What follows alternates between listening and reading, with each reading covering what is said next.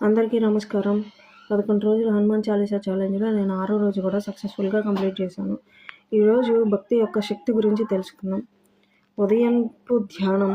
ఉదయం సూర్యుడు ఉదయించగా హనుమంతుడు ప్రశాంతంగా కూర్చున్నాడు. ఆయన మనసంతా శ్రీరాముని ధ్యానంతో నిండిపోయింది. రామనామం జపం జై రామ్, జై రామ్, జై శ్రీరామ్ అని హనుమంతుడు భక్తితో రామనామాన్ని జపించాడు. ఆ పవిత్రమైన నామం చుట్టూ దివ్యమైన కాంతిని విరజిమ్ముతుంది. హనుమంతుడు అసలైన శక్తి ఆయన బలం కాదు, ఆయన భక్తే. రాముడిపై ఉన్న ప్రేమ ఆయనకు అసాధ్యాన్ని కూడా సాధ్యంగా చేసింది. రాముడి దర్శనంతో భక్తితో నిండిన హృదయం ముందు శ్రీరాముడు ప్రత్యక్షమయ్యాడు. రాముడిని చూశాక హనుమంతుడి కళ్ళల్లో ఆనందం వెలసిల్లింది. సందేశం ఏంటి అంటే, భక్తి కేవలం పూజ చేయడంలో కాదు, మన హృదయంలో ఉన్న ప్రేమ, నమ్మకం, వినయం ఉండడం. హనుమంతుడు మనకు నేర్పించింది ఇదే.